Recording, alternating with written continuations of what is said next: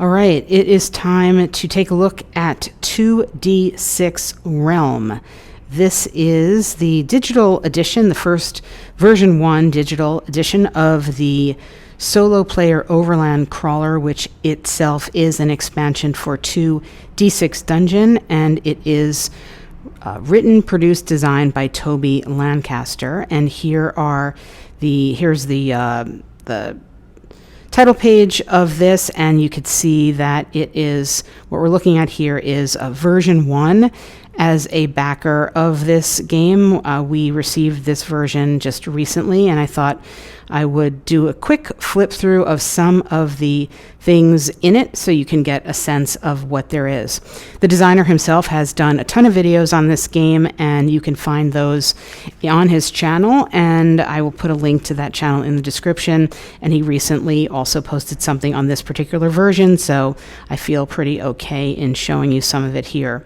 There is some material in this book that in and of itself is described as spoilers, and I'm not going to show you any of that material. We'll be looking in a very limited way at some of the tables so you can get a sense of what they are, but I'm not really going to be in any fashion thumbing through everything. This is really just a quick look at what is in this pretty big book. So you can see here in the table of contents, as we move through it, it goes all the way down to here's the section spoilers, the secrets tables. We're not going to be looking at that for sure. There are some multiplayer rules, and I'm not going to take a look at those either, but we will get into a little bit of detail on the beginning section about what this game actually is. And as it says here in the introduction, it is the Overland expansion for 2D6 Dungeon. You do need the original 2D6 Dungeon core rules to play this expansion, but there are many unique rules within this book and ones that expand on the original rules. There's a fair amount of setting material in this book, and then it is followed by the rules and then the tables to generate the world within which your adventure is going to explore. And if you're familiar with 2D6 Dungeon, you know that it is a dungeon crawler that has depth from tables, and the way you interact with the world that is presented almost as if it were a sandbox. It's not actually in the sense of you can't do everything, but there are so many tables that it feels like you are organically interacting with the world, and the same thing happens here, and you'll see when we get to the list of what the tables are here how that actually works. So there's 3 stated aims of playing 2D6 Realm. There's number 1, to explore your land and experience an overland adventure. Number 2, claiming land and building your realm and becoming a lord of that realm. And also you could take your adventure up to a level beyond level 10 so that they can take on a legendary dungeon. So in 2D6 Dungeon, there is a 10 level dungeon, but here you can get beyond that into the legendary dungeons and get some legendary rewards. To set up the game, there are land maps. There's the dot grid sheet, which is at a different kind of size than the dungeon one because, well, as it says here, you're going to be drawing more information and need more space for that. You are keeping track of ledgers of your realm, a land log, and then an unclaimed land log. There is a fair amount of record keeping in this book. There's also a building register and then a house and manor building register. So you are essentially drawing maps as you encounter them, and then you are going to be rolling on each area to determine what type of encounter you may be having based on the land that you are in.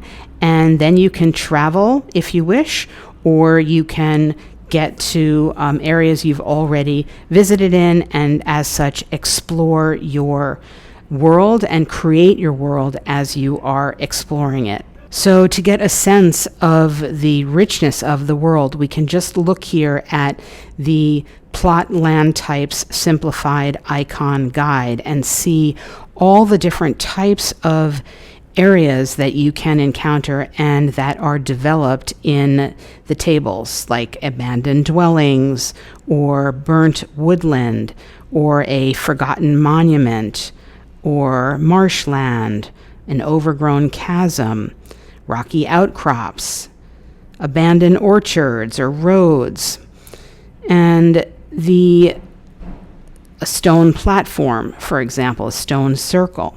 So all of these things are suggested icons because they will come up within the tables that are provided as you are exploring your land. So claiming land is key in 2d6 realm. As soon as you reveal a land, you must see if it is owned and therefore if you can claim it. You can only benefit from and build on claimed land that is part of your title claim area, and as you claim that land, you're going to take on the responsibility for the upkeep of that land.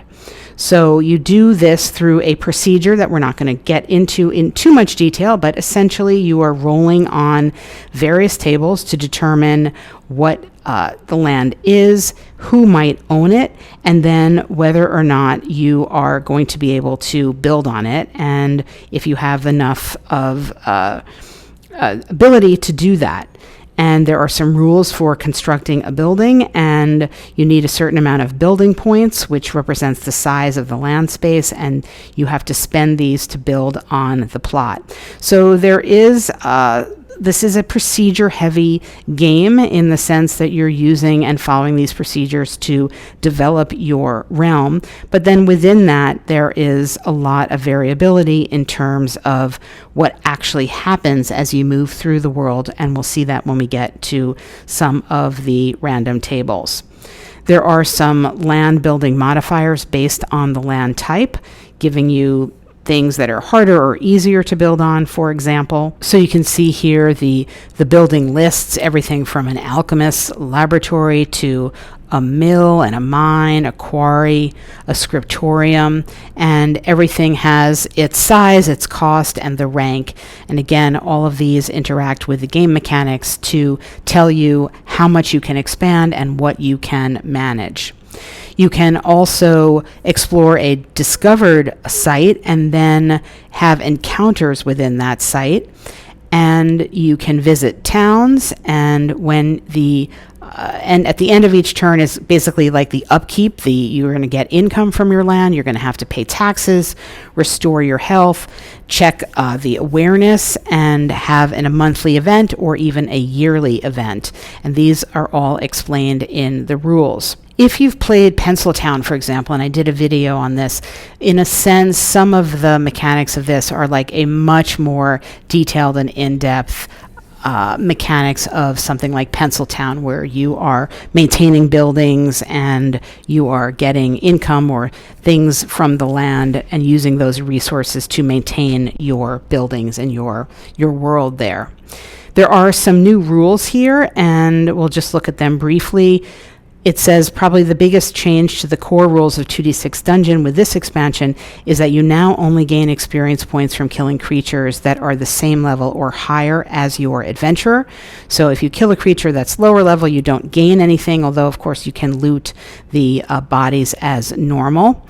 And you can store things in a loot lockup. There is also experience beyond level 10, and I mentioned this or alluded to this earlier on, that if you are above level 10, you can go into the legendary dungeon and use your experience there.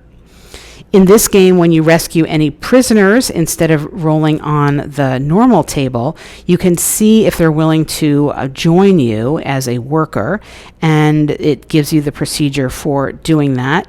And if they don't want to join you, then you can roll on the normal table to liberate those prisoners.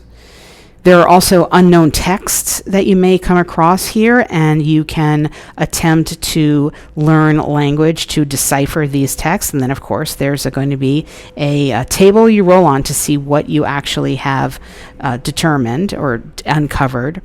And there are some events that can happen in the game as well.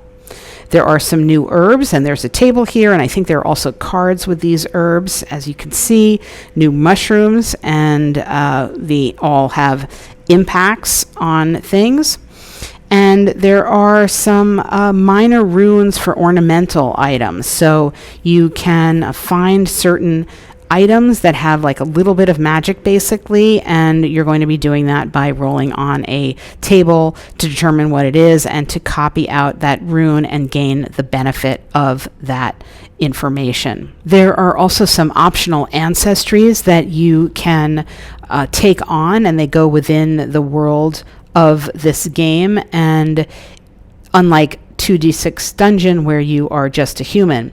So here you are getting some benefits from different ancestries, and they are all listed here in fairly great detail. So for example, here you are given, based on your background, you have benefits or detriments to certain tables that you're rolling on, changes to your beginning stats, or various adjustments throughout the game that will all be thematic to what is described as the ancestry background of this particular ancestry. And then there is a section here we're just going to skip over, a fairly detailed section on the Coradine lore and what this world actually is and its history. Next, we have the beastiary, and they are designed as creature cards, which can be referenced or printed out. And I think there's an add-on. I think I bought the card add-on that maybe has these cards here.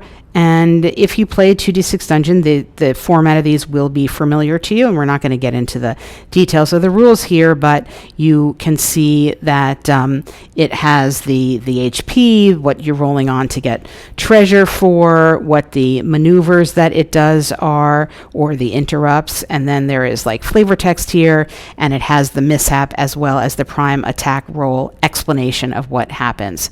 And so there are quite a number of beasts here. I don't know whether you're also referred to beasts in 2d6 Dungeon. I'm going to imagine that you are, but there are quite a few in this game itself. And then the last thing we're going to take a look at is the tables index here, and you can see it goes beyond just, well, I guess it's all on one page, the numerous tables that there are, everything from abandoned barns to ditches to landowner identities, a loot stash table, there's a shack table, a quarrel table, a minor rune table, all sorts of tables that make this world come alive. And within each of these are 2d6 items or descriptions or interactions that you can have within the world. And if those aren't enough, there's even more. There are cave tables here. So a cave patrol, a cave final room, found objects and clutter, hidden loot, scattered loot, standing lone object table, a long barrow tables, ancient bodies, scattered in the dirt table, one level dwelling tables, creatures level 1 to 4, found objects and clutter, more special rooms, a standing lone object in a dwelling, secluded opening tables. You could have a hemp sack with something in it and you get a table. You have a mutation table, a hidden loot stash table, or a small tomb table, an eye encounter, small tomb rooms, or a tower perhaps. There's tower small rooms, there's a tower boss and a tower item. So you're really getting the sense here of the wondrous nature of this game and how worlds open up just from the random tables. And then rounding out the end of the book are some of the note-taking forms that you can use, your realm ledger here. And it is pretty detailed. So this is going to give you a sense of just how much you are actually keeping track of what is happening in your realm and with your character. And that is something you should know if you're thinking about purchasing this game, that there is quite a bit of record keeping. Here is the building register printed sideways. A lot of the tables are printed sideways, as well as the house and manor building register. And then the unclaimed land log. And finally, the land log itself, what type of land you actually have. And then there is the map grid. Obviously, you would be printing all of this material out, to write in it, or in some way, I guess if you were doing it digitally, you could be separating it out and keeping a digital record of it. There is a flow chart here that looks pretty complex. It goes over the 7+ rounds of each turn, as well as combat, the enemy's turn, your turn, and the character sheet is filled out here with an example. I think there's 2 example characters in the book, and that is a quick look. These are level 10. This is a level 10 character. And just for a second here to focus on this level 10 character, you can see that they are, aside from getting tons of modifiers on their maneuvers and things, you can see as we scroll down just how much stuff they have, all of these magic potions, and look at all this type of treasure. And if you've played 2d6 Dungeon, you know you collect a lot of stuff. They have a lot of god favor here and tons of small items, and through inventive usage you can go outside of the box, as it were, and put together things that you have to help you out of tricky situations, to try to create things within the world. And that is the final thought on the flexibility of the game, that though you are locked into this dice set mechanic that just for whatever reason does not work for me, the rest of the game is just so lovingly and lovely put together to afford at least the illusion that there's almost anything that you can do using all this types of treasure and items that you collect together. That you want to do something with your glass orb, you can do that through inventive usage. So that is a quick look inside the version 1 digital version of 2d6 Realm, and I'll be bringing you other videos on this game when I get the physical components and have further thoughts and a demonstration of some gameplay. Thanks for watching.